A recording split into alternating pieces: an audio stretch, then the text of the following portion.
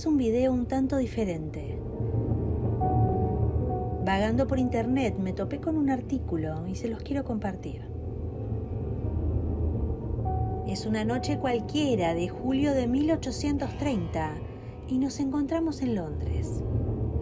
De repente, la policía recibe un aviso.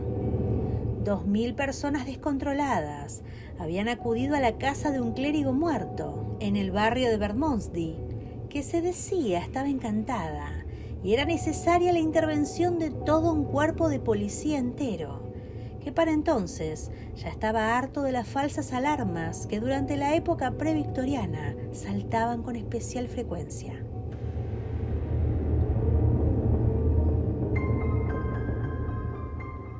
Esta es solo una más de las cientos de historias que se recogen en este libro, en que el investigador Roger Clark ha intentado trazar en la historia de la parapsicología durante el último medio milenio, con el objetivo principal de averiguar qué es eso que nos hace ver fantasmas. En especial, porque en su país natal, 1/3 de sus habitantes afirman seguir creyendo en los visitantes del más allá, y 30% de los habitantes de Gales, Yorkshire y otras zonas de la isla británica afirman haber tenido algún encuentro paranormal.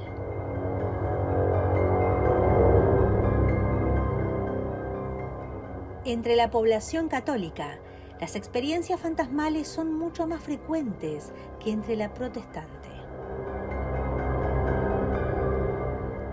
Periodista de publicaciones británicas como The Observer o Sunday Times, Clark afirma haberse criado en lugares considerados como casas encantadas y haber estudiado el tema a fondo desde su adolescencia, cuando comenzó a escribir relatos paranormales en las páginas de las recopilaciones de Robert Aickman, The Fontana Book of Grey Ghost Stories, aunque él mismo nunca haya sido testigo de este tipo de apariciones. Es más, el autor, el miembro más joven en formar parte de la Ghost Society, asegura que por primera vez en la historia, después de tantos años de empeño por explicar lo en apariencia inexplicable, nos encontramos cada vez más cerca de encontrar la explicación final a este tipo de acontecimientos, gracias, entre otras cosas, a los avances de la neurociencia. Gran parte de las historias relatadas por Clark sugieren precisamente el carácter meramente cultural y contextual de las apariciones. Por ejemplo, señala, sus compatriotas ingleses ven muchos más fantasmas que los franceses, y no porque los espectros sean oriundos del país británico, sino porque los franceses apenas creen en ellos. Algo que también se traslada a las distintas ramificaciones de la Iglesia cristiana.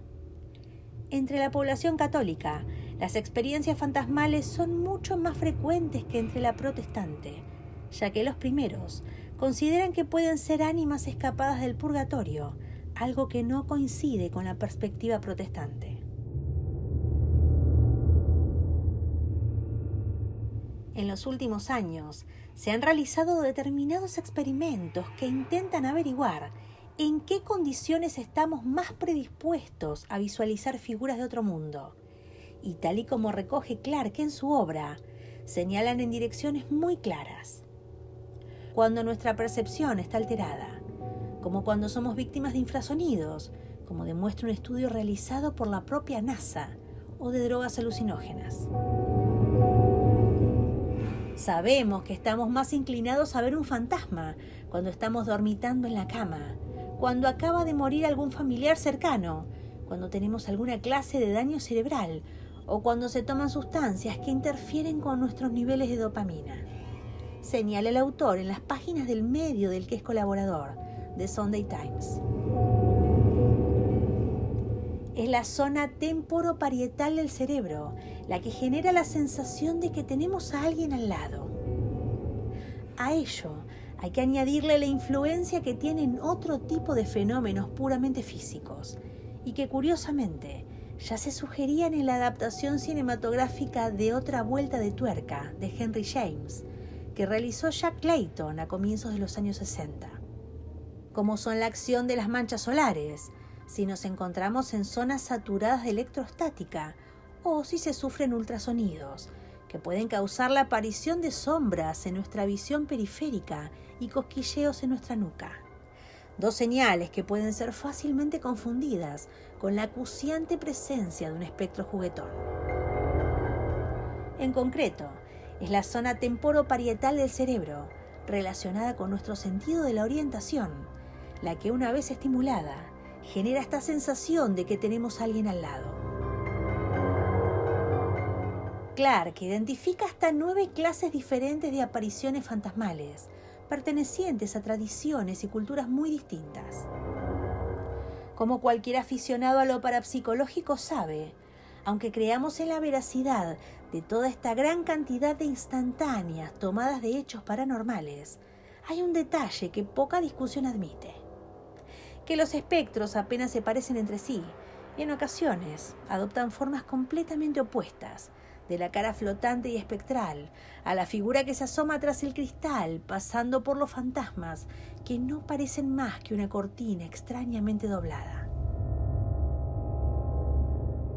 Entre estos modelos destacan los elementales, que están conectados con las zonas donde se realizaban entierros tradicionales y que, por ejemplo, son altamente frecuentes en zonas como Escocia.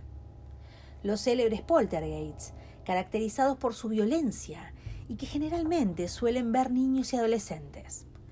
O los llamados fantasmas vivos, que es la presencia en nuestra habitación de personas que sabemos que no han muerto y que han sido utilizados con frecuencia por los detractores de las creencias paranormales para señalar lo poderosa que es nuestra imaginación cuando se trata de generar imágenes realistas.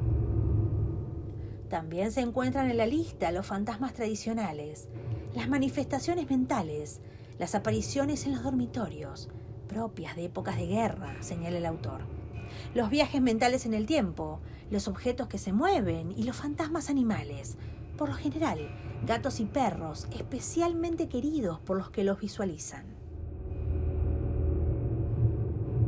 La afición de los ricos del siglo XIX por el ocultismo es ampliamente conocida.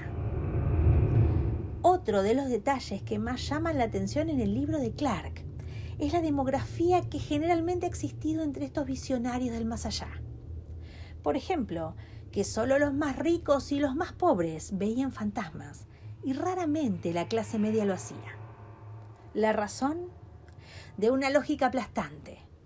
Dado que las mansiones y otras viviendas de tamaño mastodóntico, donde más frecuentes son los avistamientos de ectoplasmas y ruidos raros, ya que la propia arquitectura del edificio lo favorece, solo se encontraban al alcance de los más adinerados. Estaban más inclinados a vivir estas experiencias, a lo que había que añadir la tradicional fascinación de las clases altas hacia el ocultismo, especialmente durante el siglo XIX. ¿Y las clases bajas? ¿Qué ocurre con ellas? Pues que eran las que se convertían en sirvientes de los más ricos y por lo tanto compartían en esas grandes mansiones las visiones del otro lado. Por último, Clark señala que en las épocas de crisis como las que vivimos, nos encontramos más inclinados a ver espectros, ya que la inseguridad nos hace sentir que estamos a merced de fuerzas que no podemos controlar, como los fantasmas o la especulación bursátil. Clark también señala que la forma en que percibimos a nuestros compañeros, los espectros, está determinada en un alto grado por la cultura de cada momento.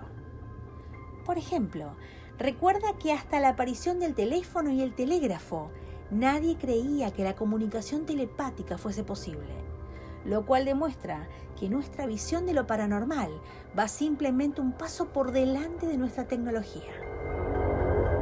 Precisamente, la gran época del ocultismo y la magia negra, finales del siglo XIX, coincide con la era de la revolución tecnológica y el descubrimiento de la electricidad y el cinematógrafo, un arte especialmente relacionado con lo fantasmagórico. La sala oscura, las sombras que se mueven y las presencias de otro tiempo y otro lugar que se traen al presente. Uno de los protagonistas principales del libro de Clark es Harry Price, una de las figuras relacionadas con lo paranormal más célebres del siglo XX, de innegable parecido con todo un Bela Lugosi y bustos filonazis, y que llegó a retransmitir desde la BBC una incursión en una casa encantada o a fotografiar un ladrillo flotante que más tarde se descubriría que efectivamente se encontraba en el aire porque había sido lanzado por un ayudante de cámara. Por aquí arriba les dejo el video relacionado.